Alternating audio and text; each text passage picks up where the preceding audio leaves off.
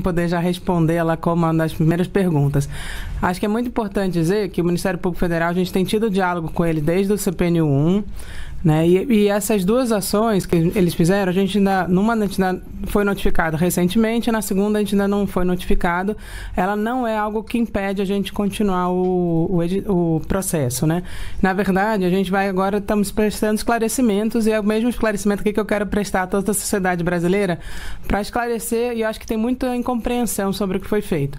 Em relação, acho que a primeira ação que tinha, que era justamente questionando algumas questões na banca de heteroidentificação. E aí eu queria reforçar que a gente para o CPNU 1 e tanto agora para o CPNU 2, a gente chamamos vários especialistas em bancas de heteroidentificação.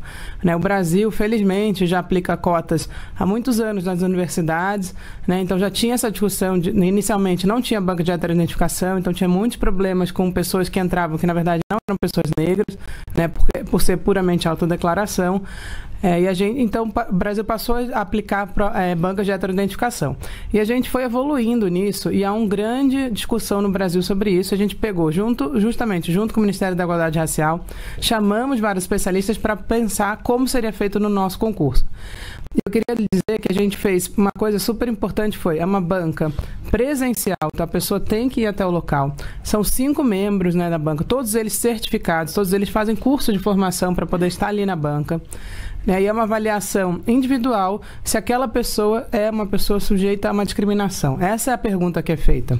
Não é um tribunal, as pessoas não avaliam características físicas, obviamente que avaliam fenótipo, né, mas não existe um parâmetro, é uma avaliação daquelas pessoas que foram treinadas e faz avaliação.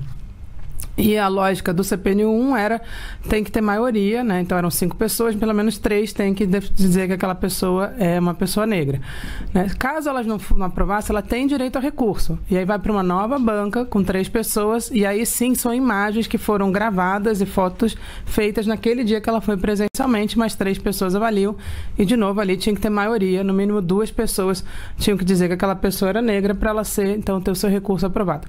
Queria dizer que das pessoas que se inscreveram no CPNU 1, 82% tiveram sua autodeclaração confirmada. Então, foi um número muito amplo. A gente teve mais do que o percentual de 20% de pessoas negras aprovadas no concurso. Chegamos a 24% de pessoas negras aprovadas no concurso, ou seja, a política ela foi atendida. E aí, do CPNU 1 para o CPNU 2, na banca, a gente fez uma inovação. Fruto do debate com o Congresso, que foi super importante. Que a gente fez uma mudança, é o seguinte: supondo que a pessoa não teve maioria na primeira banca, né? Foi, por exemplo, 4-1. 4 pessoas disseram que ela não confirmaram a autodeclaração, e uma pessoa confirmou a autodeclaração. Ela pede o recurso e vai de novo para uma banca. Supondo que ainda seja 2-1, ou seja, 2 não confirmam, 1 confirma. Essas pessoas irão passar. Por quê? A gente está discutindo o que é uma dúvida plausível sobre a autodeclaração. Então, se pelo menos uma pessoa na banca original e uma pessoa na segunda banca confirmarem a autodeclaração, essa pessoa será, então, confirmada como a sua autodeclaração será confirmada. Então, essa é uma mudança importante que a gente fez, já avançando. E a gente já tinha feito várias outras questões, por exemplo, que foi um questionamento do Ministério Público, que era se a pessoa não comparece à banca, não pôde comparecer. A gente antes considerava isso uma fase do concurso que ela teria faltado e, portanto, ela saía do concurso. Esse ano a gente não está fazendo isso. Quem não comparecer à banca, ela não participa da parte nas vagas reservadas, mas ela continua participando na ampla concorrência. A inscrição dela continua válida. Continua válida, e ela vai participar na ampla concorrência. Então, a gente fez algumas mudanças muito focadas, justamente, todas essas mudanças foram frutos do diálogo com o Ministério Público. Agora, a segunda parte que eu queria falar é do sorteio. Isso é uma grande inovação, e eu queria dizer que isso amplia em muito a política de cotas, né? Acho que isso aqui eu queria explicar, porque é muito importante as pessoas entenderem isso. O que a gente tem visto de questionamento é como se fosse o contrário, como se estivesse reduzindo a política de cotas, e na verdade a gente está ampliando. E, de novo, foi algo que veio da nova lei, que é super importante. O que a nova lei fez? Ao ampliar para 30%, né, as reservas de vagas, ela disse que qualquer concurso que tenha pelo menos 2 vagas já tem que ter aplicação da lei de cotas, né? Então, uma vaga seria para cotas e a outra vaga seria para ampla concorrência. Então, no mínimo 2.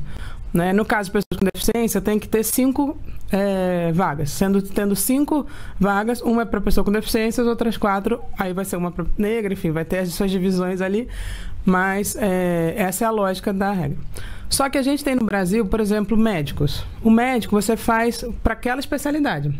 Então, no CPNU 2, temos 40 vagas de médicos, cada uma para uma especialidade. Então, enfim, é cardiologista, né, neurologista, cada uma é uma especialidade. Então, na prática, é como se fosse cada uma um concurso. Não se aplicaria cotas nesse caso. São 40 vagas de médico para a qual não teria nenhuma cota, porque elas são só uma vaga. O que o sorteio fez? Juntou essas 40 vagas e a gente sorteou entre elas as que seriam, então, para cotas. E da gente sorteou 35% dessas 40 vagas tem que ter cotas. Então, como é que ficou? Ficaram 9 vagas para pessoas negras, né? 3 vagas para pessoas com deficiências, 2 vagas para indígenas e uma para quilombola. Então, a gente tem 14 vagas que estão agora sendo destinadas a cotas. Então, vocês percebem a diferença em relação ao concurso, se não tivesse sorteio. Essas 40 vagas simplesmente não teriam nenhuma cota. E agora, das 40, 14 estão participando de cotas. E as pessoas, ao se inscreverem, já sabem que aquelas vagas são reservadas para cotas e, portanto, se aplica a lei de cotas. Então, isso é uma diferença muito grande.